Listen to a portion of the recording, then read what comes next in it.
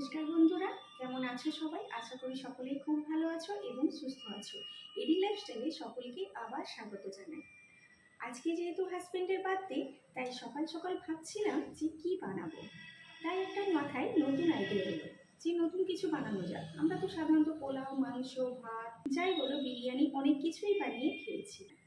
কিন্তু আজ ভাবলাম দোকানে তো আমরা প্রায় পিৎজা কিনে খাই, তো যদি সেটা বাড়িতে একবার ট্রাই করা যায় তাহলে এটা নতুনত্ব হয় আর আমাদের শেখাটাও হয়ে যাবে। তো আজকে আমি পিৎজাটাই ট্রাই করবো ভেবেছি। তো জানি না কেমন হবে, যাই হোক প্রথমে যাই হবে কিছু একটু ভুল ত্রুটি তো হবেই।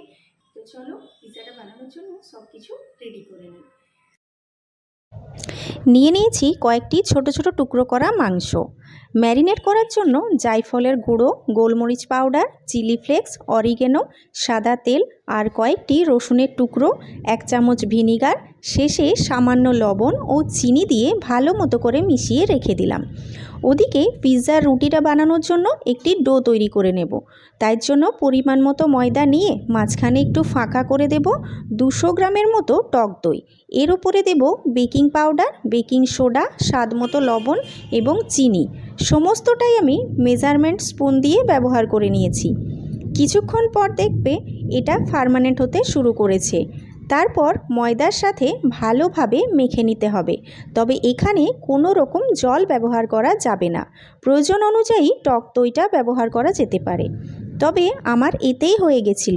শেষে অল্প পরিমাণ সাদা তেল মাখিয়ে নিলাম, যাতে খুব একটা শক্ত ভাব না আসে ডোটার মধ্যে। তারপর ভেজা কাপড়ে ঘণ্টাখানেক মতো ঢেকে রাখবো। এদিকে এবার চিকেনগুলোকে ফ্রাই করব।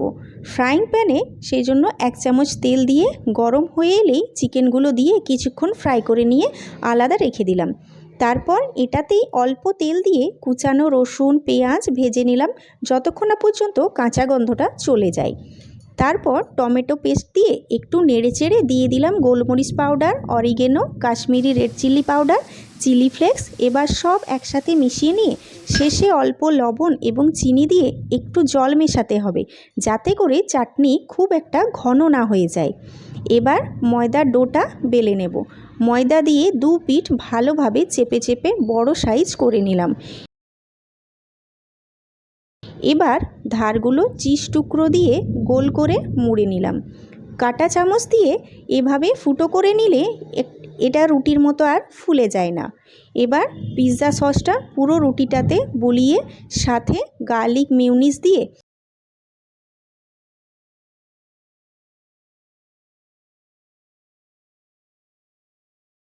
এবার একে একে কেটে রাখা ক্যাপসিকাম, পেঁয়াজ, চিকেনের টুকরো, আমুল চিজ আর ঘরে তৈরি করা মোজরেলা চিজ দিয়ে আমার প্রথম পিৎজাটি বেক করার জন্য পুরোপুরি রেডি। তবে এই বাড়িতে তৈরি করা মোজরেলা চিজের ভিডিওটি খুব শীঘ্রই আমি তোমাদের সামনে নিয়ে আসব।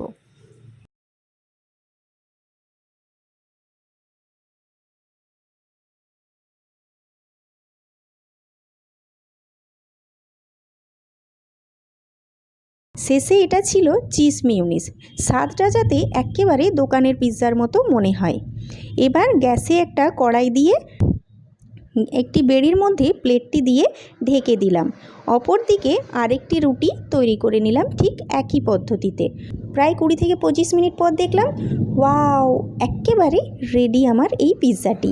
তারপর ছুরি দিয়ে কেটে নিলাম সাইজ অনুযায়ী।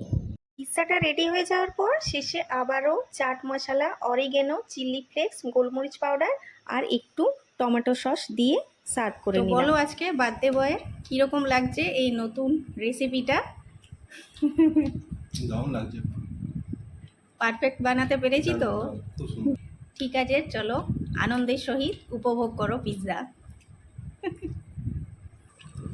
তো আজকের এই পিৎজার রেসিপিটি তোমাদের কেমন লাগলো অবশ্যই কমেন্টে জানিও। আর পিৎজাটা সত্যিই পারফেক্ট মনে হচ্ছে করেছি। হোমমেড পিৎজা এতটা ভালো হয় সেটা আমি ফার্স্টবার জানলাম। তো এটা মনে হচ্ছে আমি খেয়েছিলাম ডোমিনোস পিৎজা আর পিৎজা হাটে যে পিৎজাটা খেয়েছিলাম, তো দুটো মনে হচ্ছে মিশ্রণে এই পিৎজাটা তৈরি করতে পেরেছি। ভিডিওটি কেমন লাগলো অবশ্যই জানিও, আর চ্যানেলটিকে সাবস্ক্রাইব করতে একদম ভুলো না। যাতে পরবর্তী ভিডিওতে খুব শীঘ্রই আবার তোমাদের সাথে দেখা হয়। চলো আজকের মতো টাটা।